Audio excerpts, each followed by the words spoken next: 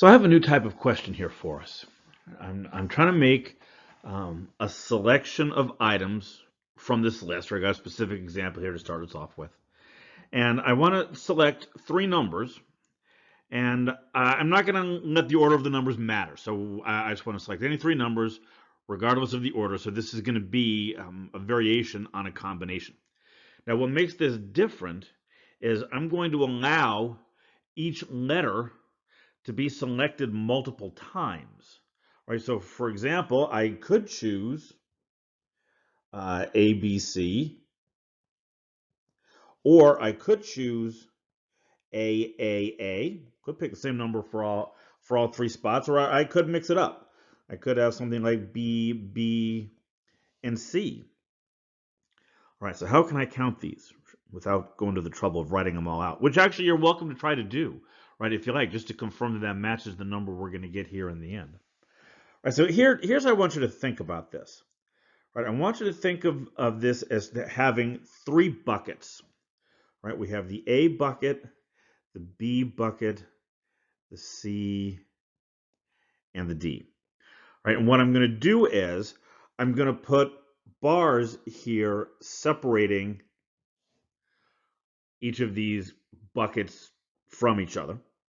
And then I'm going to mark which letters get put into each of these buckets. So I have one in A, one in B, and one in C for my first example.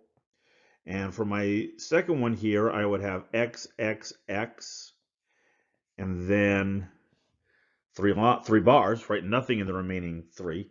And for my second one here, I would have X, X, a bar, an X, and a bar.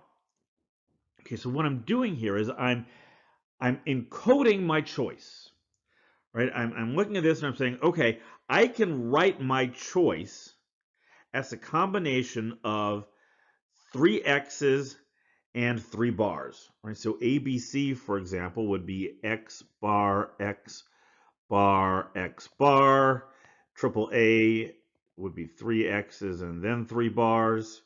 And down here, what would I have? It would be a bar, two X's, a bar, an X, and a bar, right? So counting up the number of ways I can select three letters from my list of four with repetition allowed is the same as counting how many different ways can I arrange three X's and three bars.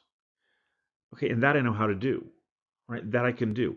I have six positions here, right? Every one of these has six, three for the X's and three for the bars.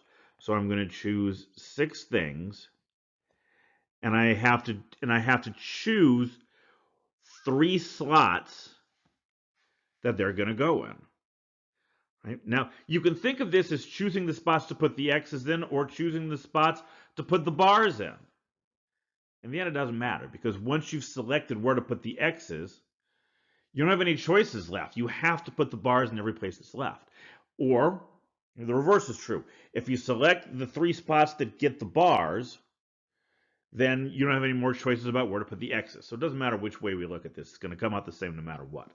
Now, before we step back and try to generalize this, let's wrap this part up and come up with a number here. What is this? This is 6 factorial over 3 factorial times 3 factorial. That's 6 times 5 times 4 times 3 factorial. I don't want to get my calculator out. This is easy enough to do by hand. Times 3 factorial. These cancel. 3 factorial is 6. So all that's left is 20. Honestly, for me, that was easier than getting my calculator out. Okay, so how can we generalize this? Okay, let's say how many ways can we choose our numbers from a list of n numbers? Okay, how many symbols are there in my encoding?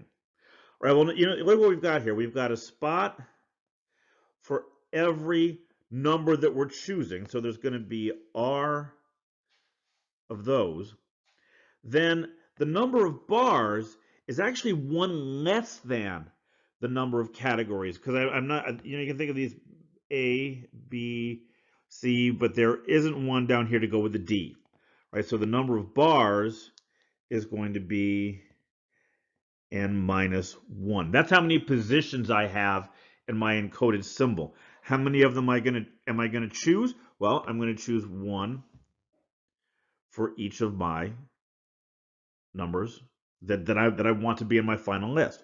So it's going to be R plus n minus 1. Choose R.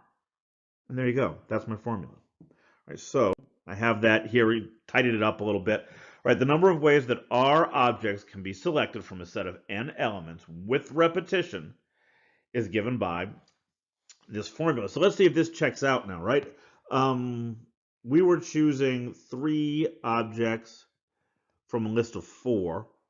Right, and if I put these numbers in here, what do I get? R plus n minus 1. That's 3 plus 4 minus 1. R is 3. 7 minus 1 is 6. And yeah, that does come out to the expression that we got when we were doing the previous one there. Okay, so at this point in this section, we've covered a number of new techniques. Right? We've got this one we talked about here for selecting potentially multiple objects from a list. We have a method for finding the number of ways things can be arranged in a circle, and we have a method for finding the number of ways we can arrange the items in a list if some of them are indistinguishable, or if some of them are the same. So we've covered a lot of theory, we've covered a lot of derivations and formulas and such.